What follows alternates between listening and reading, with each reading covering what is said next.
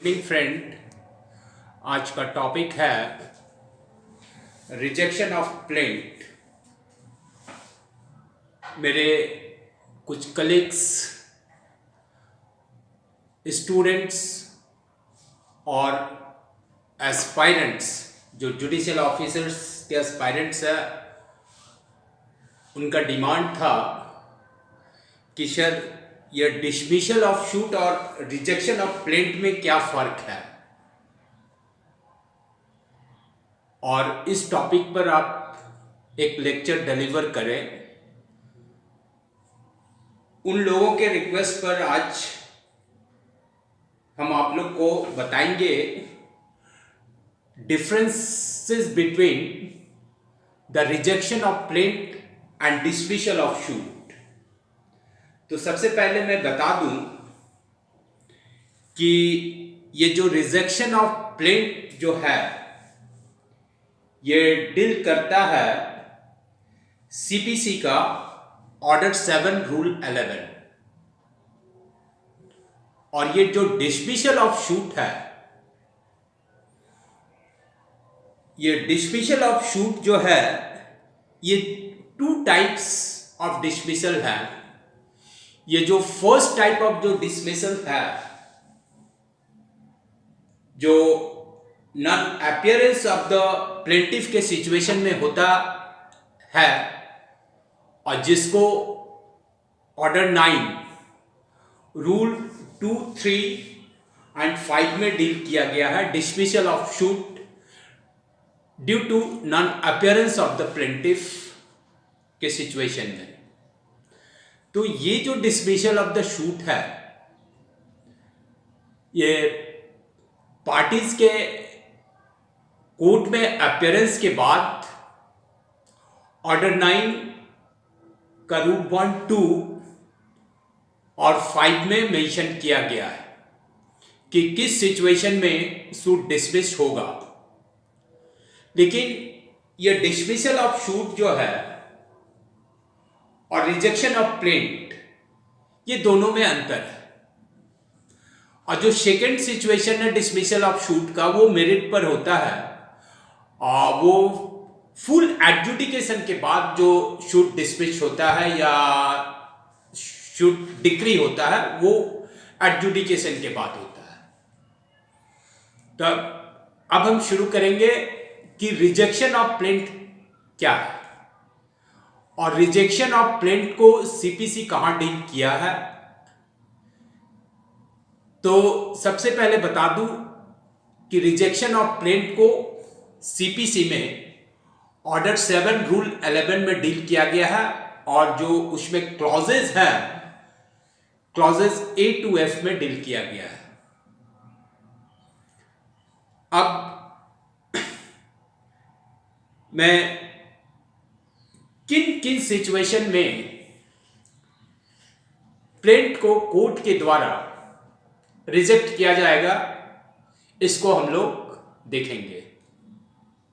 तो सबसे पहले मैं बता दूं कि if the plaint is instituted in court of law and in pleadings क्या होता है, ऑलरेडी हम लोग पहले क्लास में डिस्कस कर चुके हैं कि प्लीडिंग्स का मतलब होता है प्लेंट एंड रिटन स्टेटमेंट। लेकिन यहां पर जो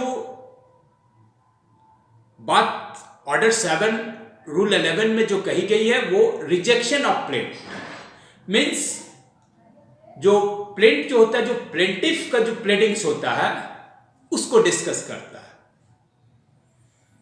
तो जब कोई प्लेंट कोर्ट में इंस्टीट्यूट किया जाता है, if the plaint is instituted in the court of law and in pleadings of the plaintiff the cause of action is not disclosed, plaint में कॉज ऑफ एक्शन को डिस्क्लोज नहीं किया गया है, उस सिचुएशन में the court shall reject the plaint. ये first situation है रिजेक्शन ऑफ प्लेंट का। अब ये मैं बता दूं कि ये जो rejection of plaint due to non disclosure of cause of action in the plaint जो है, और एक सिचुएशन है non proving of cause of action. तो नॉन डिस्क्लोजर का मतलब हुआ कि कॉज ऑफ एक्शन को प्लेंट में डिस्क्लोज नहीं किया गया। उस सिचुएशन में कोर्ट जो है, the plaint shall be rejected by the court. अब दोनों में क्या डिफरेंसेस है? Non disclosure of cause of action and non proving of cause of action. तो जब plaintiff does not disclose the cause of action in the plaint, तो उस situation को कहते हैं non disclosure of cause of action.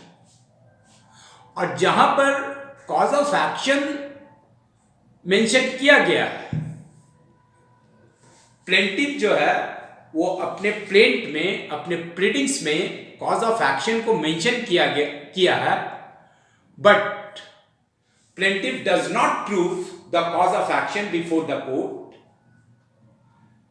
तो उस situation में जो है वो शूट डिसमिस होता है। तो प्रूविंग का सिचुएशन कब आएगा? कॉज ऑफ एक्शन जो प्रूव किया जाएगा वो कब आएगा? जब कॉज ऑफ एक्शन डिस्क्लोज्ड होता है प्लेंट में,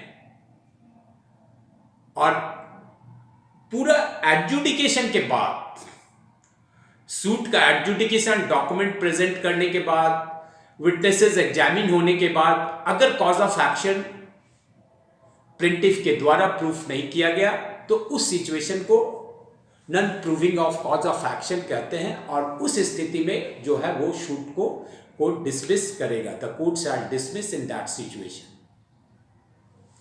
यह है। अब है ये जो रिजेक्शन ऑफ प्लेंट है,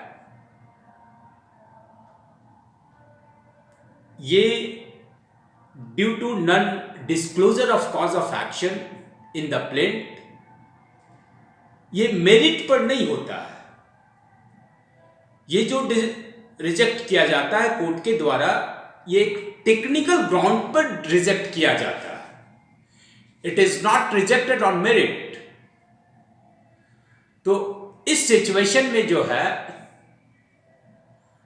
जो प्लेंटिफ है, अगर if he wants to file a subsequent suit on the same cause of action even after rejection of the plaint, then he can file fresh suit.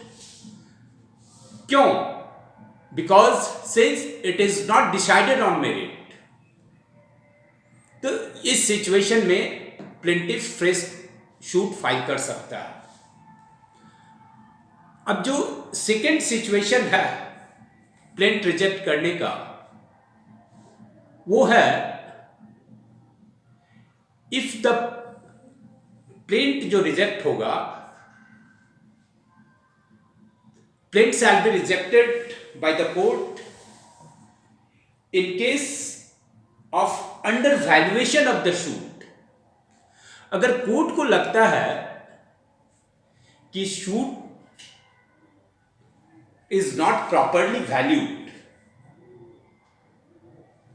And उसमें court parties को, plaintiff को time दिया है for correction of the value of the shoot, and if even after expiry of the period which is given by the court for the correction in the suit regarding the valuation,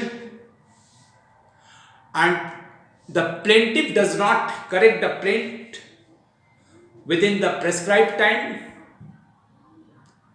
in that situation also the plaint shall be rejected by the court. अब देखेंगे कि जो next situation जो आता है plaint reject होने का, वह है कि सूट को तो प्रॉपरली वैल्यू किया गया है।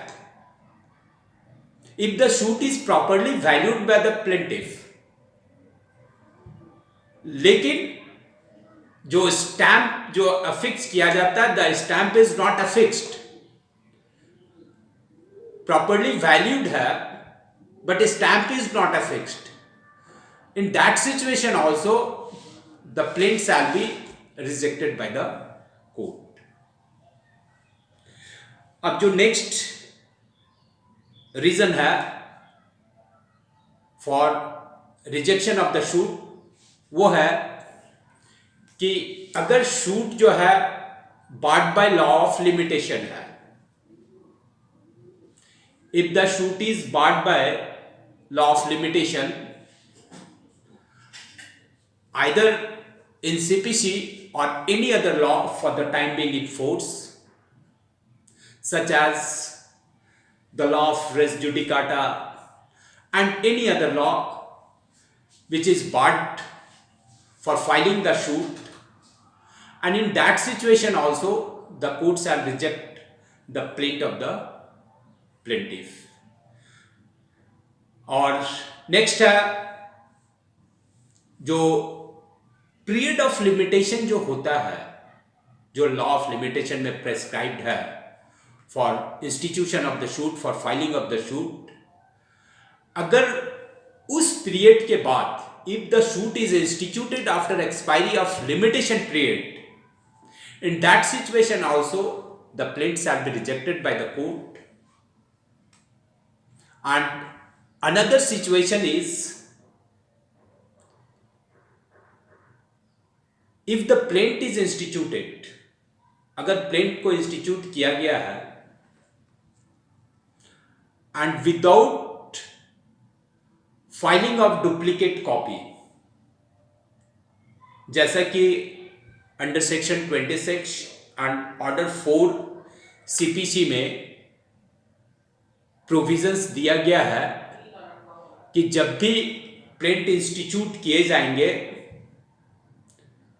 उसके साथ एक डुप्लीकेट कॉपी, प्लेंट का डुप्लीकेट कॉपी भी फाइल किया जाएगा प्लेंटिफ के द्वारा।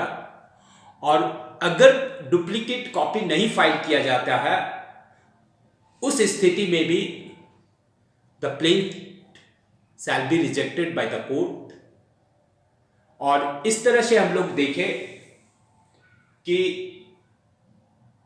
इन सिचुएशन में कोर्ट जो है वो प्लेंट को रिजेक्ट करता है। एक सिचुएशन और है, वो है जो ऑर्डर 7 रूल 9 में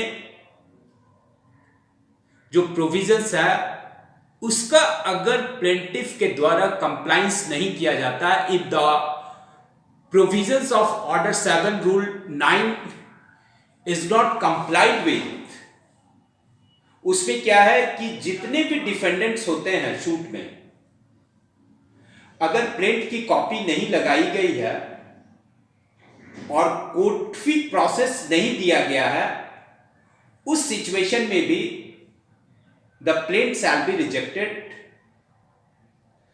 अब इन सिचुएशन में, इन परिस्थितियों में कोर्ट जो है वो प्लेंट को रिजेक्ट कर सकता है। अब ये जब प्लेंट रिजेक्ट होता है, उस स्थिति में क्या है कि plaintiff is entitled to file fresh suit, लेकिन उस पर कंडीशंस है कि जब भी फ्रेश सूट फाइल होगा तो प्लेंटिफ को कोर्ट फी भी सबमिट करना होगा, कोर्ट में कोर्ट फी भी देना होगा, तभी जो है वो रिजेक्शन के केस में जो फ्रेश शूट फाइल होगा वह एडमिट और इंस्टीट्यूट किया जाएगा कोर्ट के द्वारा। और इस तरह से हम लोग देखें कि रिजेक्शन ऑफ प्लेंट और डिसमिसल ऑफ शूट में फर्क है। डिसमिसल ऑफ शूट जो होता है वो ऑर्डर 9 रूल 2, 3 एंड 5 में उसका प्रोविजंस मेंशन है, जो डिसमिस फॉर डिफॉल्ट का सिचुएशन बनता है, और साथ साथ जो एक डिसमिसल ऑफ शूट है जो प्रॉपर एडजुडिकेशन के बाद होता है। और ये रिजेक्शन ऑफ प्लेंट जो है वो ऑर्डर 7 रूल 11 में इसका प्रोविजंस है, जो क्लॉजेस A to F है। अगर आप बेयर एक्ट पढ़ेंगे तो ये रिजेक्शन ऑफ शूट का जो टॉपिक है वो बिल्कुल क्लियर हो जाएगा। और इस तरह से आज कंप्लीट हुआ rejection of plaint which is mentioned in order 7 rule 11 of the CPC, and this is all about the rejection of plaint. Thank you very much.